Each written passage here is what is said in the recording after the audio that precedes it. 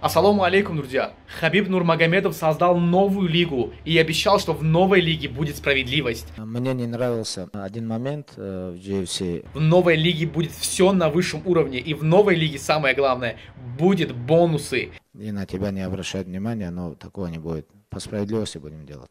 И в новой лиге не будет такой понятия, как свои или чужие. С моей командой или там с другой командой. У меня нету там. И самое главное, друзья, смотрим интервью до конца. Я лично задал вопрос Хабибу Нурмагомедову, и Хабиб лично ответил на этот вопрос. Какие-то бонусы этим ребятам ты обещаешь, и будет мотивация бойцам лучше выступать. Я же сам выступал, и я сам знаю, каково это. И самое главное, что ждет таджикских бойцов новой лиги Хабиба Нурмагомедова Eagles Fighting Championship. Будет ли именно турнир UFC в Таджикистане, в Душанбе? شما میخواید بهترین تلفن‌ها رو با صفت اعلا و نرخی دسترس خریداری کنید. من با شما سامانه alabum.com رو توصیه می‌دهم. شما تنها پول تلفن رو می‌دید و برده رسوندنش به همه شهر و ولایت‌های روسیه بپول است و حتی با تاجیکستان نیز تلفن‌های شما رو بپول برده می‌رسونند. صفت عالی و نرخی دسترس در alabum.com. Салам алейкум, Бахардин Джалов официал. Чемпионы лиги GFC, они остаются в качестве чемпионов в новой лиге или будет какой-то гран-при? Не остаются чемпионами, ничего не меняется. Единственное, мы очень хотели успеть пояс сделать новый. Eagle Fighting Championship мы не успели. Не знаю, к 18 числу мы успеем или нет, но вот говорят успеем, но вот единственное, пояса поменяются.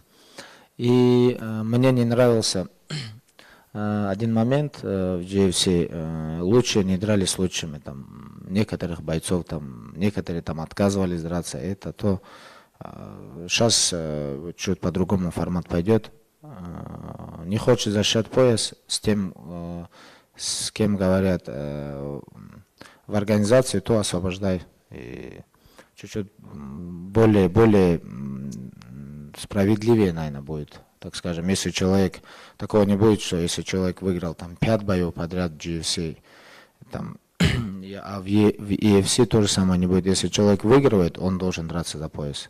Если он продал, или дайте ему хорошего соперника, кто там заслуживает, да. Или дайте ему сразу за пояс, потому что в такой организации, если у тебя есть 5 побед подряд, это считай, что ты 1,5-2 года идешь без поражения, и на тебя не обращают внимания, но такого не будет. По справедливости будем делать. Если человек заслуживает бой за пояс, он будет драться за пояс. Там, вне зависимости от того, там он с моей командой или там с другой командой. У меня нету там, не будет предпочтений. Хотите выигрывать, вот у вас есть площадка, на которой вы будете конкурировать. Выигрывайте своих соперников и будете чемпионами. Вот это я могу обещать всем спортсменам, что будет здравая конкуренция. Отлично. Еще следующий вопрос. Единственный человек, кто в лиге GFC получил бонус за нокаут вечера, это был Данила Приказа. А 30-й турнир лиги GFC, она же получается финальная, все же, да, как бы GFC больше не будет существовать? Нет.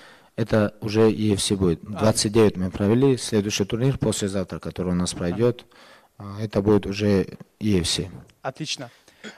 Какие-то бонусы этим ребятам ты обещаешь, какие-нибудь за нокаут, за досрочный? Потому что я записывал интервью, кстати, фильм вышел Жора Айвазян, когда ему сказал, что будут бонусы, и он так обрадовался, говорит, круто же, будут платить бонусы, и будет мотивация бойцам лучше выступать. Я же сам выступал, и я сам знаю, каково это.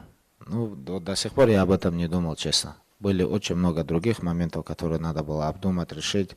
Вот об этом не думал, но это очень хороший, так скажем, хороший вопрос, который сподвигнет нас там поменять этот момент. Я думаю, что мы обозначим какие-то бонусы.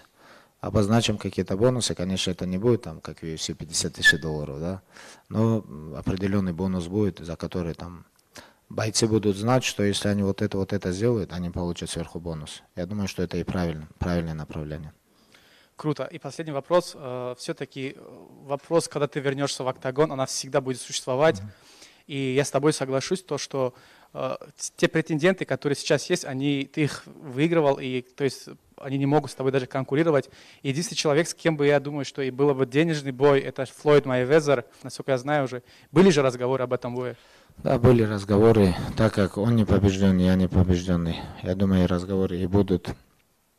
И я думаю, разговоры будут, потому что каждый раз, когда я дрался, это как получался как сериал там, да, интересный, там, бразильский сериал, который там, бах, и он закончился, короче. Да, и люди хотят вот продолжение сериала, да, так скажем, и очень много недовольных, что я закончил там в 32 года на пике там и так далее.